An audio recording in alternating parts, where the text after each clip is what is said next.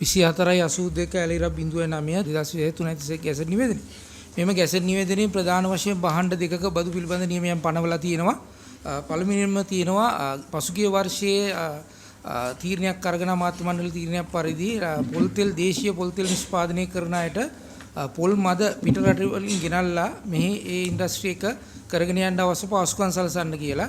ඒ අනුව ගැසට් නියෝගයක් පළ කරලා ඒ පොල් මද සඳහා පොල් සංවර්ධන අධිකාරියේ අනුමැතිය යටතේ ආනයනය කරනවට රුපියල් 10ක සහනදායි බද්දක් අය කරලා අනිකුත් HS කෝඩ් එක යටතේ අනිත් ඒවාට රුපියල් 320ක බද්දක් අය වෙන ආකාරයෙන්ුත් නියෝගයක් පනවලා තිබ්බා. ඒ නියමය මේ අවුරුද්දේ 3:31කින් ඉවර වුණා.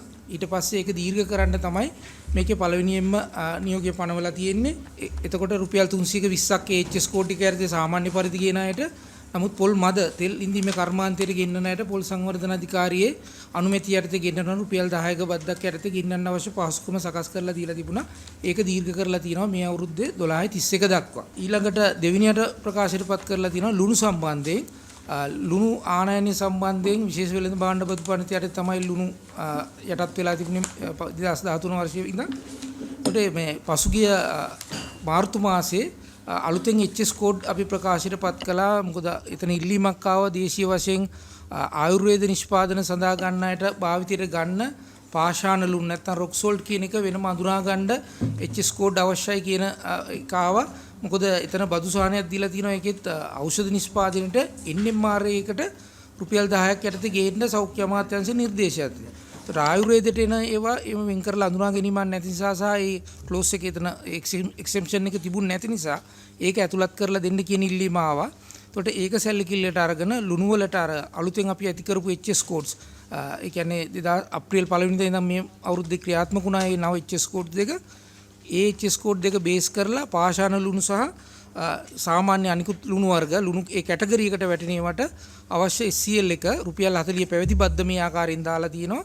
අර අලුතෙන් අතු කරපු HS කෝඩ් එක බේස් කරලා සහ ආයුර්වේද පර්පස් එකට ගේනීමට රුපියල් 10 බදු පාසුකම ගන්න ඒ ගැසට් නිවේදනයෙන් කටයුතු කරලා තියෙනවා. NMR එකේ මොකද්ද මේ සම්බන්ධයෙන් කියන්න තියෙන්නේ? ලුණු මෙඩිකල් ග්‍රේඩ් සෝල්ට් ඕනේ නෝමල් සෙලයින් සහ ඩයලිසිස් වලට අවශ්‍ය දේවල් හදන්න. එතනදී සර් දැනට ලෝකල් මැනුෆැක්චරින් යන්නේ කම්පනීස් දෙකක් ඉන්නවා අපිත් එක්ක රෙජිස්ටර් වෙලා. එයාලගේ ගේන මැනුෆැක්චරින් අනිත් දේවල් වලට බදු සහනයක් දෙනවා. මං හිතන්නේ අපි නෙමෙයි ඒක තීරණය කරන්න. හැබැයි එයාලගේ ෆ්‍රී ටැක්ස් නැතුව තමයි එයාලගේ ෆාමසිටිකල් ඉන්ග්‍රීඩියන්ට්ස් ගේන්න දෙන්නේ. මේකට ඔයගොල්ලෝ රුපියල් 10ක බද්දක් නියම කරනවානේ අද. දැන් අනිත් ඉන්ග්‍රීඩියන්ට්ස් වලට ගහන්න නැත්නම් ඇයි මේ ඉන්ග්‍රීඩියන්ට් එකට ගහන්නේ?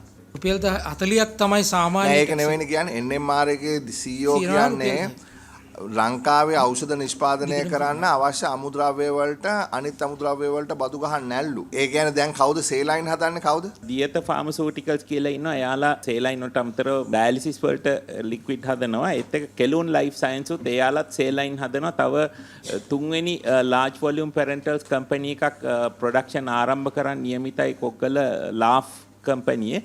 එතකොට එයාලටත් මේක ඉදිරියේදී බලපානවා මේ. ඒ කියන්නේ මේ සේලයින් හදන්නේ. සේලයින් සහ හෙමෝඩයලිසිස් අර රුධිර කාන්දු කරන එකටත් කෙමිකල්ස් වගේක් ඕනේ වෙනවා. ඒ කියන්නේ වැඩිපුර පිටරටින් ගේනවද සේලයින් නැත්නම් ලංකාවේද හදන්නේ? දෙකම කරනවා. කොච්චර විතර ප්‍රමාණයක් ලංකාවේ හදනවද සේලයින්?